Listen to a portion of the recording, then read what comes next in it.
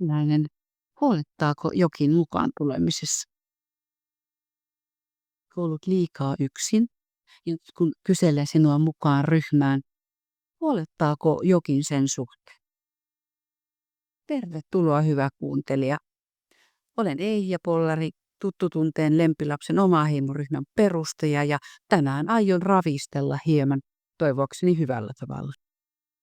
Puhun yleisellä tasolla ja saatan toki olla väärässä. Nämä asiat ovat hyvinkin henkilökohtaisia ja jokaisella meistä yksilöllisiä, koska me ihmisetkin olemme ainutkertaisia. Yksinäisenä ollut henkilö saattaa pelätä ja olla huolissaan monista asioista silloin, kun harkitsee videokeskusteluun liittymistä. Tässä muutamia ajatuksia.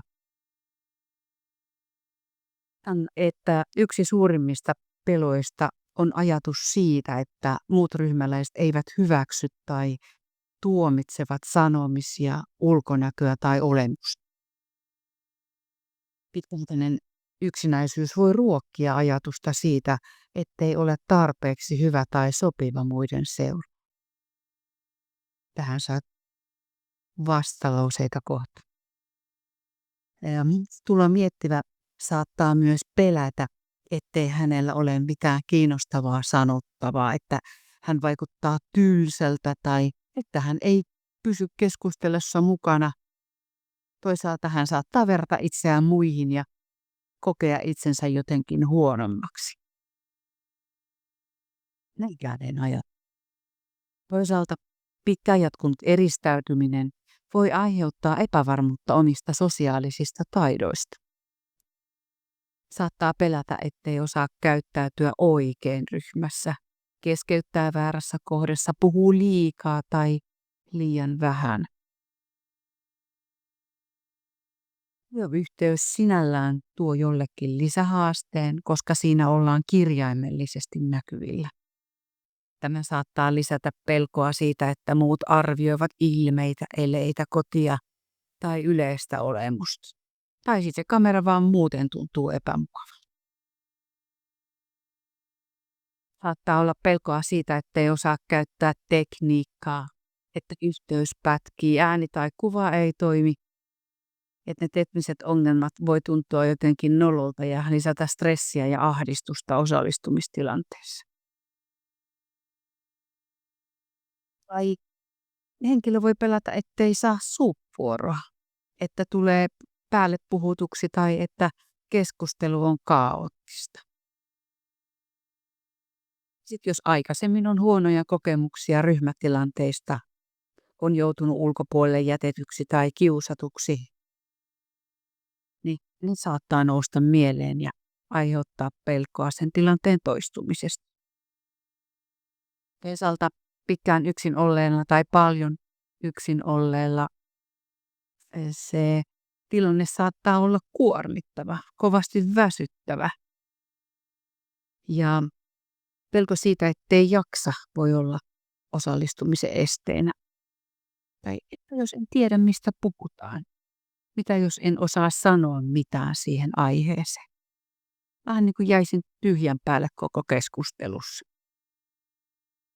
Tai vaikka haluan osallistua yhteen keskusteluun, se voi tuntua isolta sitoumukselta, koska entäs jos en pidäkään siitä? Tai entäs jos minun odotetaan osallistuvan jatkossakin?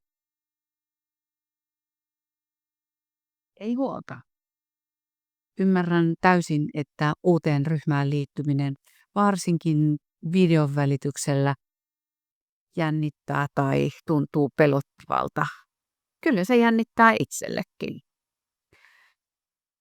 Moni osallistujista kokee juuri samoin. Ja on ihan ok tuntea epävarmuutta tällaisessa tilanteessa, jos on pitkään ollut omissa oloissa.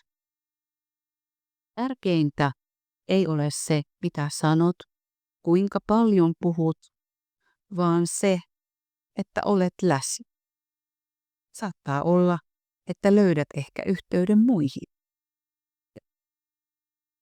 Kuuntelu ja läsnäolokin riittää aivan mainiosti, eli ei ole mitään paineita olla hauska tai kiinnostava, niin kuin some nykyään muutoin vaan. Riittää, että olet oma itsesi. Jos haluat pitää kameran pois päältä, pidä se pois päältä. Jos haluat, että puhut, voit puhua.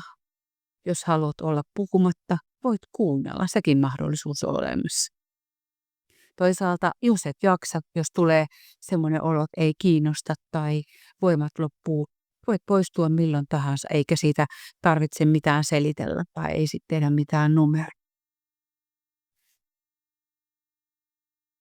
Josta yleensäkin, eli mulla on kirjalliset ohjeet, kuvallisia ohjeita, video-ohjeita ja voin laittaa niitä ennalta. Jos tekniikka pettää kesken kaiken, ei se mitään haittaa. Sitä voi sattua kenelle vaan, niin se voi sattua milläkin. Saattaa yhteys katketa tai saatan painaa väärään nappia, mutta minähän tulen takaisin. Te saatte itse valita, kuinka sitten teette. Eli tämä on ryhmä, jossa pyrin pitämään ilmapiirin kannustavana ja turvallisena meille kaikille. Ryhmän tarkoitus on nimenomaan tarjota turvallinen kohtaamispaikka.